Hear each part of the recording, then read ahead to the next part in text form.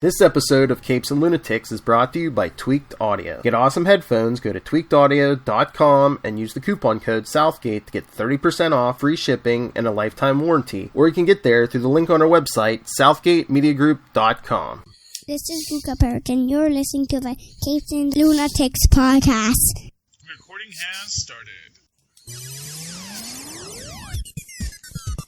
Hello and welcome, dear listeners, once again to Superconnectivity. I'm your host, Charlie, the Professor Esser, and with me, as always, is that blue-eyed bomber from the Burger Pits. Philmy, and Perich. Welcome, Philip. Welcome back once again to Superconnectivity. Your wonderful show. Capes and Lunatics late night show. Yes. Well, we had a long night, so we're going to try and do a quick one here tonight. We only got 2 books left to review. True. Avengers and Captain America. Yeah. Which we'll talk about in a minute. But first, let's talk Black Widow. All right. And where they're going with this. So, the rumors are that an investor, I don't know who the investor is, but one of the big, probably a board member on Disney is saying, let's just release the dang thing. Let's push it forward. Let's put it on streaming. Because here's the thing. If they wanted to release, because theaters are open. Yeah. In most states, you do have theaters open. They could release Black Widow, but they don't want to be seen as being heartless. Something. Reckless. They don't want to be the reason why people are congregating. Surge in cases, yes. Yeah, and 6 to 1, half a dozen. But the fact of the matter is delaying it for a theatrical release doesn't help the theaters either. And it's not helping them either, because then you're delaying all the other movies, too. Exactly. So, I think what they should do, the smart thing they should do, is release it in theaters in November, as originally planned, and then 1 week later have it available for streaming. That works. Oh! Release it the week before Thanksgiving, and then Thanksgiving weekend, release it on demand. Yeah, that would be perfect, Yeah. I know that a lot of people, myself included, will go out to the theater. I'll brave the theater. I'll watch it probably twice by myself, and then I will come and I will download it to watch with my kids. So they're going to make out well on that. Give everyone the choice. People who want to go to the theater can go to the theater. People who want to stay home can stay home. That's the thing. And Disney is saying they want to start refocusing on the Disney Plus platform, but they're not going to be worrying about films theatrical releases anymore because we don't know what the theater landscape is going to look like in 2021. Because the fact of the matter is, and this is something I've said for a while now, the theaters are going to come back. Whether or not they're going to be these massive chains again is a question. Because essentially that AMC theater building, that Regal Cinema building, that's still going to be there. Even if that company isn't. And if someone buys that on the cheap and then starts running second-run movies there, and then running first-run movies there, it is a big entrepreneurial option for people to release films. And then that is going to be a very different cinema landscape that film studios are going to be going into in 2021, 2022. Because now instead of these 4 major national chains, now you're going to have to go theater by theater and say, carry my film. Now, granted, if you're Disney, everyone's going to be coming to Disney saying, yeah, can we get your film? And, and it's going to, who knows, you might have theaters, paying payola to get the Disney film in their theater. But that's actually just going to create a bootleg market, and Disney doesn't want to do that either. So, they're going to work something out. Something will exist for theatrical releases in 2021 and 2022, But the fact of the matter is that they're going to have to start. Everyone's going to have to acknowledge that the digital streaming platform is going to be a thing. And theaters probably aren't going to look like they look today. And I mean, sorry, Disney and everyone else, you're going to have to take a loss this year, maybe. Everyone's kind of had to take a loss, you know. Yeah, but, you know, and that's the thing. It's like companies don't want to admit it, but they've got the cash to take a loss. Exactly. You know, as Widow Yankovic once said, you know, now how is he going to afford another solid gold Humvee? And diamond-plated swimming pools, these things don't grow on trees. But, I mean, they do the Mulan. Disney's going to be okay. Yeah, they do the Mulan thing where you have to pay extra for it anyway. They're not like they're not going to be making money. Exactly. They're going to get their money back on it, you know. And, you know, Mulan, I think Brave was a test case. Because Brave was the one that they said, okay, we did it in the theaters, you can do download, and then we're going to have it on Disney Plus 3 weeks later. You know, and again, because it wasn't a high priority for me, and I might not have seen it first day, you know, I waited for Disney Plus. Now, granted, they're getting, $12 from me a month or something like that? They're getting money from me every month. I don't even know what they're getting from me for Disney Plus, but they get that on an ongoing basis for all the content. So, you know, they're making their money back, even though I don't watch it every day. In fact, I don't watch it when there's not something I have to watch on it, you know? Mm-hmm. Right now I'm going to Hulu, which they're also getting money from me on, so I can watch Hellstrom. So, you know, when you actually break it down, they're actually making money on both sides of the street here. And it really is just about Disney pulling the lever and saying, okay, this is where we're going to be. And my hope is that they're going to move Black Widow back to November, release her to the theaters, because the theaters need it now. Mm-hmm. Because the theaters, you know, and they will have a thing, which is that, you know, they will probably have a whole thing about social. They will like put out a special commercial saying, we are releasing Black Widow into the theaters. Maintain social distance at all time in the theaters. Wear your mask in the theaters. They'll have that as a trailer before it. They're going to get Scarlett Johansson to put on the black leotard, show up, and say, listen, in her best Natasha Romanoff voice, do this, do as I said, sit down and watch the show. And that's going to be its own marketing campaign. Or if Chris Evans put the suit back on to make one of those videos Peter Parker had to watch, you know. So you have to social distance. I would love that. Oh my gosh! And Chris Evans would do it. He's a sport. You know, especially if it's like, you know, if it's like, oh, 1 day work and you're going to pay me how much? Okay, sure, I'll show up. You know, and all that publicity. What a nice guy. Exactly, and they could heck, you know. Freaking Robert Downey Jr. might do it too. You never know. It's like, you know, they do hologram Robert Downey Jr. Oh, see, that's the thing. Hello. I'm Tony Stark. Well, the AI of Tony Stark, the robot Tony Stark.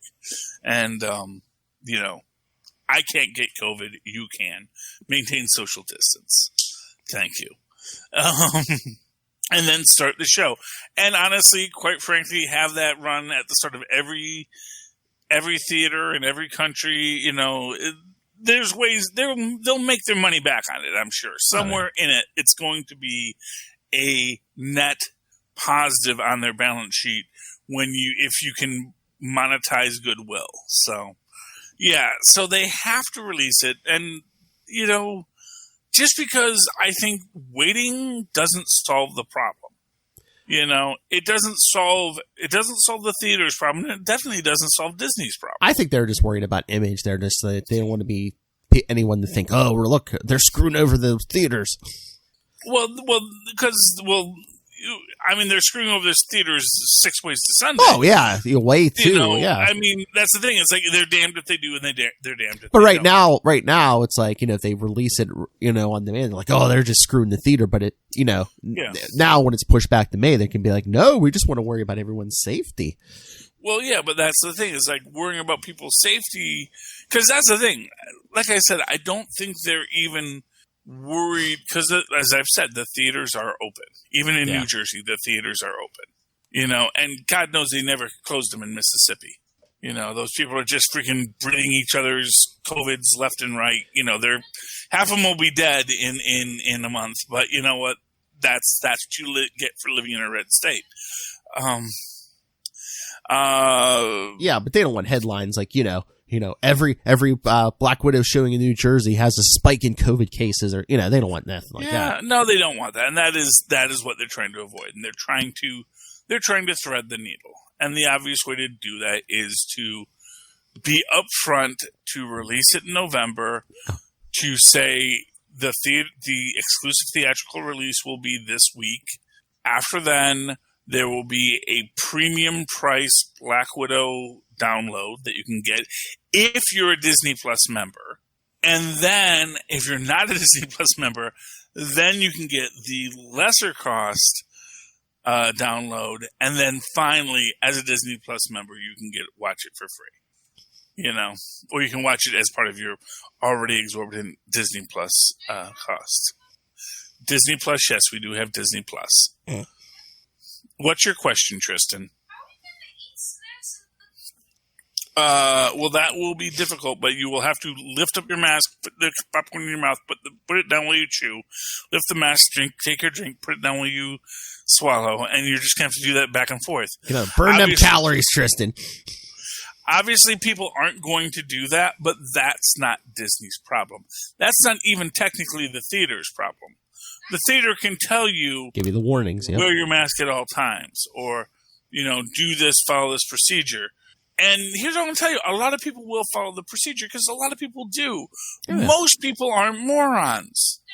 The reason why the moron story gets on your Facebook feed is because it's a man biting a dog, The guy who, shoots someone in the face because they didn't want to wear a mask. I mean, it's horrific, but it's also the rarity. Most people just put on the dang mask because it's not that big of an inconvenience to them. What's your one more question, Tristan?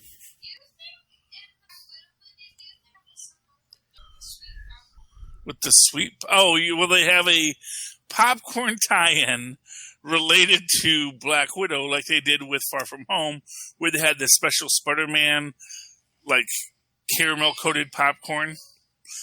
I don't think they are going to do that because I don't think that... I mean, they might have planned on doing that, so maybe they will, but... Who knows, I was not a big fan of the sugar. I don't like the sweet popcorn that they do. I like, just that's butter. the thing. It's like just butter. Here's the thing. Cracker Jacks or even Poppycock, I enjoy. But I find that when you get that specialty sugar-coated popcorn, they up the sugar level too high. Wow. And it's not as enjoyable. Yeah. That's my opinion. People can disagree. Just put the butter on it. I like cheese popcorn. That's very good. Maybe the next time we go, we'll get cheese popcorn. But I actually prefer classic butter popcorn. That's what I go to the movies for. That's what I like to have. Oh, yeah. But, that's the question that's in front of them. And I hope that Disney does redouble back to the streaming. I hope that they do look at what their entire business model is and maybe see that, we have a stronger advantage in pay-per-view. But the reality is that may not be the model anymore, and they may have a lot more people that are just willing to wait for it to be released as part of their subscription, because not for nothing, we're paying for the subscription. Yep. Not for nothing, that's how you often look at it. It's like, I remember back in the 80s, they would rate films and they would say, watch, rent, wait, I think the AV Club did that a lot, where they would say, is this a film you need to watch in the theaters? Is this a film you should wait for it to come out on DVD or video? Is this a film you should just wait for it to come out on cable? And it's a good film, but just wait for cable. It's not so great that you have to run out and see it today. If you want to, go ahead. But if you got nothing better to do, go do it. If you want to wait for it to come out on video, go ahead. If you see it in the video store and you're like, got nothing better to do, rent it there. But this is not one that you have to rush to get. Yeah. And so I think that's what we're moving towards, where it's like, some films, like I said, Black Widow, I'll pay $20 for it. I'll pay $40 for it. If I get it for the week, if I can get a weekly rental for 40, heck, if I own it for $40, I may buy it, because I'll say, I'll probably watch Black Widow enough to justify it, as opposed to if I had watched it in the theater. I've got a big screen TV now, so it's like I can watch it. It's not that different than watching it on the big screen. I mean, it's actually a lot different, but showbiz. Anyway, so that's that. But the other big thing that's going on right now is there's a lot of casting stuff. Oh boy. Over at Marvel. We have I don't even know how to pronounce her name. I'm guessing I want to pronounce it with a Z for the X, but it could be in a soft X CH. So I don't know if it's supposed to be Xochitl or Xochitl. Gomez. She's an actress who is in the Babysitters Club, so I'm guessing she's relatively young, or at least was. I mean, all the pictures I saw today, she looked young, but I don't know if those are old pictures or not. Yeah, they could be, Babysitters Club might have been out 4 years ago, or 2 years ago, and that was her last big thing. Yeah. So, it's like she was a young actress, now she's a mature actress, she's 18, 20. Okay, that's prime superhero age. Now, the question of what role is she going to play, that's a debate. She has been said, and we'll get to when they say someone is said to be in something, because she is said to be in Doctor Strange. Well, I think it's confirmed she's in Doctor Strange, but they didn't say as who. Well, well, because we're going to get to that when we get to Tatiana in a minute. Yeah, yes. But so let's say that because right now Bleeding Cool is saying she's in Doctor Strange. That's not the same as Variety saying it, and it sure as heck isn't like Marvel.com saying, and welcome our new cast member to Doctor Strange. Because until Marvel.com lists it 2 weeks after the film comes out, I don't trust it to be 100% certain. But people have suggested that because it is the Multiverse of Madness, she may be playing America Chavez, who is one of the Young Avengers and also a person who has multiversal-based powers. Meaning that if you were exploring multiverses, America Chavez opens multiversal gateways. It makes sense for her as Ms. America to be there. You had your own theory. Yes. And what is your theory? Well, everyone's saying, it's got to be America Chavez. I was like, no, maybe it's just that was the last Doctor Strange run I read. But it's like, what if she's Zelma Stanton, who basically becomes another assistant to the Doctor? And that is a very good way to look at it. And I think it's actually kind of interesting, especially in the sense of, Doctor Who always has a companion. Mm-hmm. And believe it or not, Doctor Strange tends to have a companion too, more often than not. The idea of someone who is his regular world attaché, who's going to be like, what is it, Doctor? What is it, Doctor? What is it, Doctor? Because especially in the MCU, Wong's a magic user also. So you need that normal person in there. Mm-hmm. So I think that is a real option. Now, the first thought I had, of course, was, and I'm forgetting her name because there's actually two of them, which is the new White Tiger. Ah, yes. This is the Hispanic heroine who has super kung fu powers, which ties into one of the other next big things, which is Shang-Chi. And these super kung fu powers gifted by an amulet that had belonged to her uncle, who, of course, died, and yada, yada, yada. And then, but the cool thing about White Tiger is it gives you two different things. One is it gives you a legacy hero and then starts to establish historic heroes in the same way they did with Ant-Man and the Wasp, of the idea that, no, there have been superheroes for a while, which is also interesting because it becomes a street-level superhero like Luke Cage and Daredevil, which opens up a great backdoor to introduce those kinds of characters as well. Want me to throw this into the mix? I found her age, this actress's age. She is 14 years old. She's 14 years old. Yeah. So again, that really kind of tells me the young white tiger, who was, of course, we first introduced her in Avengers Academy. So she is very young, assuming she's not some kind of CGI character. Oh, yeah. I'm thinking white tiger, but there is one other character she could be, and that is, I believe it's pronounced Aranya. Oh, yeah. The spider character, because where's the other place that we know Doctor Strange is showing up soon? Spider-Man.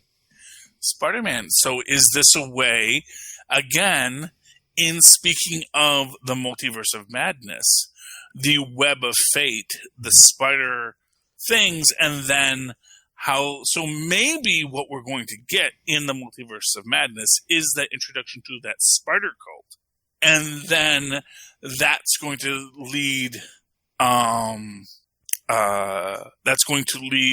Doctor Strange to find Peter to see how he ties into this. And that's going to open up the next Peter Parker thing. And then, of course, they're going to do, the Morlun story with him. So Variety reported it. Is Variety like a legitimate source? I mean, Variety's a legitimate source, but then again, as we've said, Variety has also reported that Tatiana, was it Tatiana Maslany? Yeah, I think. Yeah, is playing She-Hulk, and then Tatiana recently said, "Yeah, there's all sorts of stories out there." But again, that I don't know that's. I don't think that that's not. I don't know where that started. I don't know where that's coming from. But like Lilith brought up in our messenger, it's like, could it something have happened behind the scenes, and both sides were just like, it's just easier if we say it was a rumor, and I mean, well, there's there's actually a couple different ways to it. One thing that I saw was from someone who has been in Marvel films before. He said the hardest thing about it is having to always deny, even though it's been reported already, because you're not allowed to say it until it's finalized. The other aspect is, and this is something that I think people forgot about, which is everyone's saying she's playing She-Hulk. What if she's not playing She-Hulk? What if she's playing Jennifer Walters? Then that would, then that would mean it wasn't CGI then. Could be. Maybe someone else is playing She-Hulk. And this is where they said, we want you to say you're not playing She-Hulk because you're not. And then there's a third option. What if she isn't playing She-Hulk? What if she's playing Betty Banner? Oh. And she's going to be the new Betty Banner, which means she may eventually be Red She-Hulk. Ooh. And maybe there is going to be in this She-Hulk story a Red She-Hulk subplot. But that, if she says she's playing She-Hulk and then it comes out she's playing Betty Banner, then everyone's going to know there's going to be a Red She-Hulk. And it's going to be like, no, just say you're not playing She-Hulk. You just say, you don't know what this is all about. Or unless, she isn't playing She-Hulk, unless they cast her and she's like the villain or something. Mm-hmm.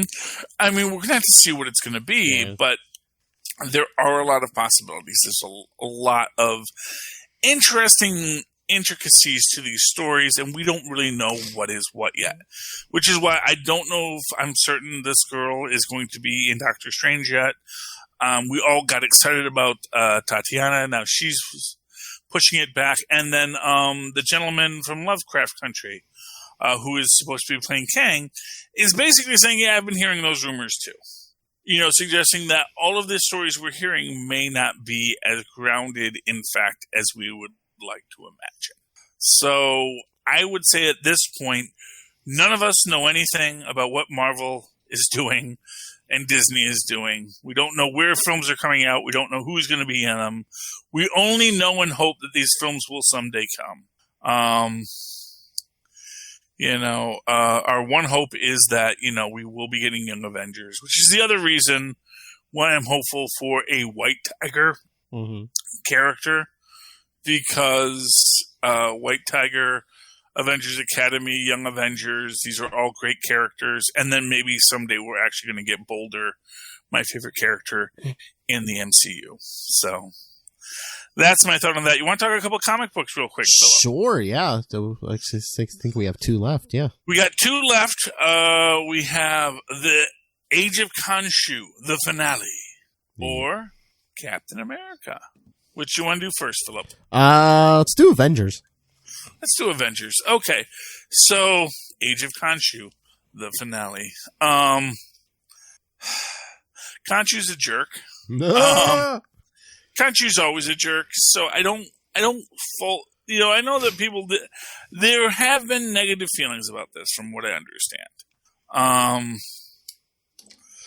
I mean, just in general, the idea of, anytime that you have an entire galactic level threat that occurs in one comic book. Yes. It's like, oh, wow, there's nothing going on in the X-Men right now about how Khonshu has conquered the world. No other superheroes have been bothered by this, so what exactly happened now? But yeah, so this is, and for what it's worth, we actually jump right into this because we have Khonshu, fighting Iron Man and all this stuff because Khonshu is trying to steal the Star Brand. Yep. And one of my favorite bits in this is Khonshu makes the point that, the moon must be brighter than anything in the sky, must be brighter than the stars. And I think Tony Stark makes the point. It's like, you do know that every star is a sun. You know that, so that the Star Brand is going to be much more powerful than Khonshu. And of course, the Phoenix Force is more powerful as well because Moon Knight has called upon the Phoenix Force, which is kind of interesting just in the fact that, yes, Moon Knight can totally just do this. Yeah. Moon Knight can just reach out to ancient gods and call them to him, at least in this iteration. This version of his mental illness allows for it.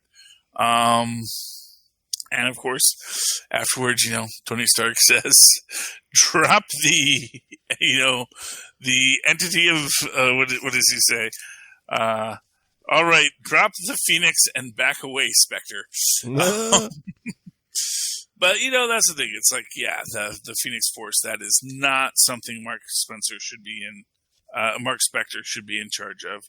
And then, of course, we have the Khonshu, the werewolves, and the mummies, and the cultists all joined together. But, of course, Black Panther deals with them because that's why his actor's on the back of the book. We get a great scene of,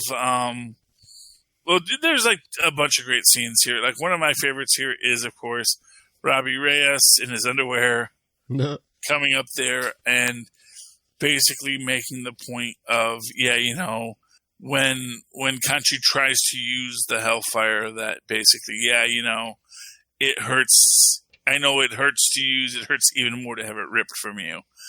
And, meanwhile, of course, Captain America, he's fighting through all the mummies because he has to get to T'Challa to save him.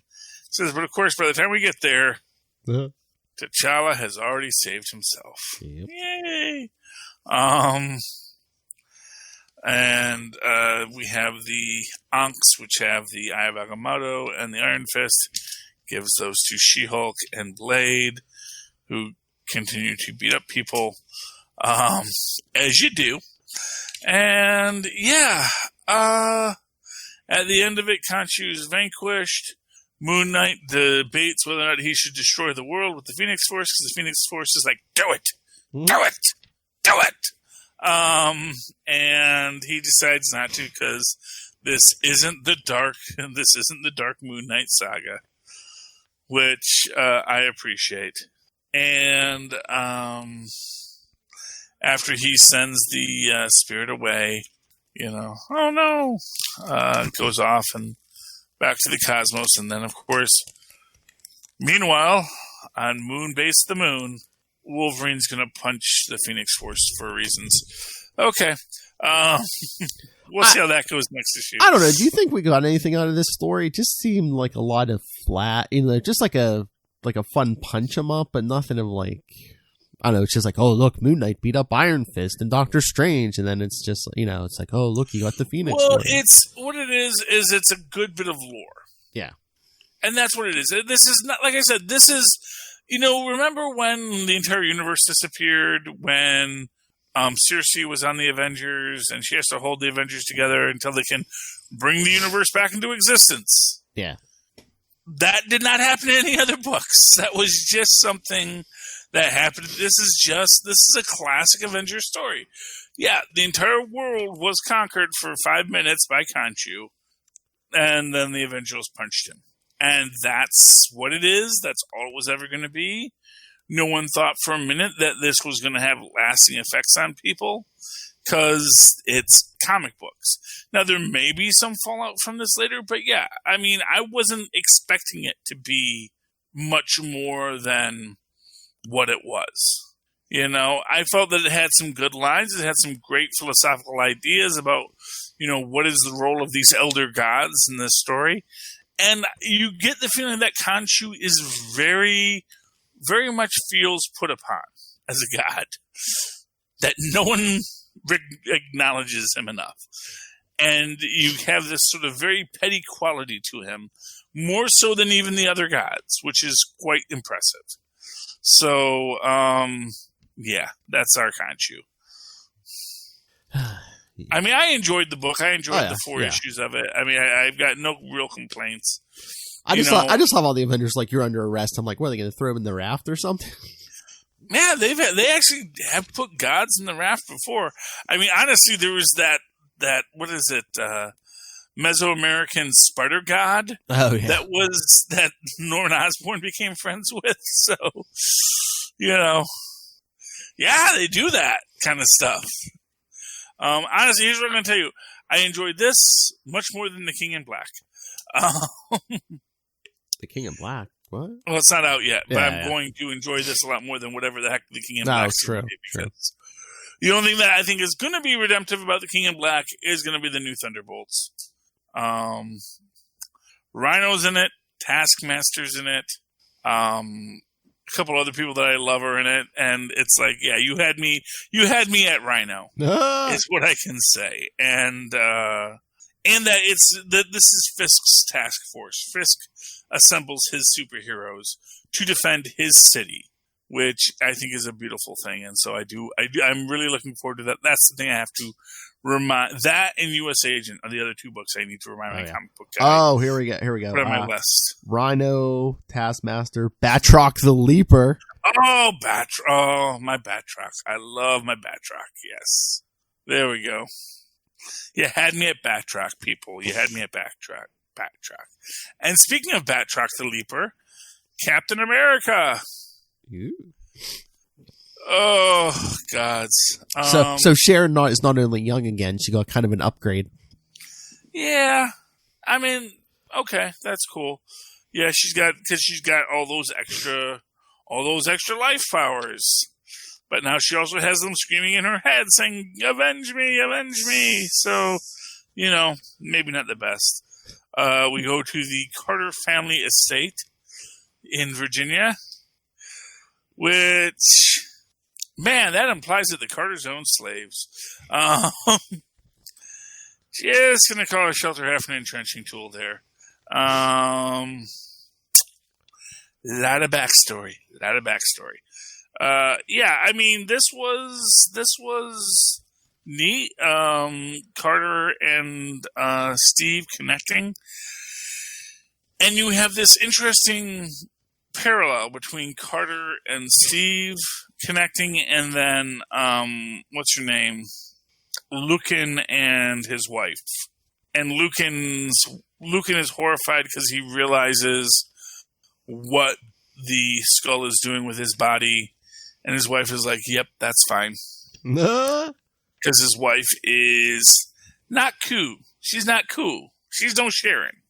But, visually it's a nice parallel because, they're both these blondes. They both have these men in their lives. And one's seeking to do good and one's seeking to do evil in their lives. And that is messed up and difficult and troublesome. And Carter's getting an Agent 13 armor for reasons. I don't know why she needs it now, but sure, why not? I mean, I enjoy everything Ta-Nehisi's doing with Captain America. I really think this is a great reinvigorated run for the character. It's definitely, this is one thing someone was asking me about it recently. I said, well, it's a lot more about the supporting cast than it is about Cap. Cap is very secondary to the book, but I kind of think that a lot of Cap's best stories have been when he was secondary to the book, when he's the character that everyone else deals with, and that makes his stories all the better. So that was Captain America. Alrighty now. Anything else you want to talk about this week, Philip? No, I think we're good. Yeah, we did a nice short episode. We had a long one, so now you guys can pick. You want that short thing? We got Superconnectivity here. You want that long stuff? You're going over to Capes and Lunatics. But regardless, whatever you're listening to, you probably want to listen to it on high-quality headphones. And for that, I would recommend going to tweakaudio.com using the coupon code Southgate at checkout to give you a discount on their already affordable and high-quality audio gear that you can get at tweakedaudio.com. And that same coupon code, you know how you use a coupon at the grocery store and then it's gone? Southgate is a coupon code you can just keep on using over at huntakiller.com.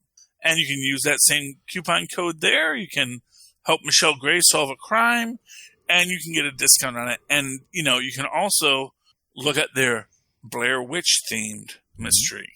It's not just Michelle Gray anymore now. Blair Witch has gotten into the activity. So that might be worth your time and trouble. And, of course, finally, if none of that is interesting to you, go down to our show notes, click over to Amazon, and once you get to Amazon, check out Pod Life, the book written by the Southgate Media Group, friends and family, telling you why we do these crazy podcasts, and you might enjoy that as well. Also, once you've clicked on that link, by the way, that is either digital or paperback, but once you have clicked on that link, anything you buy at Amazon, we get sort of like credit for it because you clicked it from our show notes. Costs you absolutely nothing, helps us out, so feel free to do that as well. And in the meantime, Philip, if people wanted to reach out to you, how can they find you? Well, the easiest way to get a hold of me or the rest of the team is email capesandlunatics@gmail.com or call the voicemail 614-382-2737. That's 614-38-CAPES. And if you'd like to write to me in that old-fashioned email way, the way our mothers and fathers once did, do so at superconnectivityblog@gmail.com. That's superconnectivity, all one word, @gmail.com. Of course, follow me on Twitter as I live tweet the final episode, because if I can stay up for it, till 9:30 on Sunday, of Lovecraft Country @Charlie Esser. That's CHARLIE. Yes, SCR. Look for the 2 E's in the middle. For quality. Bing! Thank you, Maz. All right, Philip. That has been another episode of Superconnectivity. Yes, sir. I hope you all enjoyed it, learned something, grew as a person. And if you have, or if you have not, come back again next week and super connect with us again. Good night. Good night.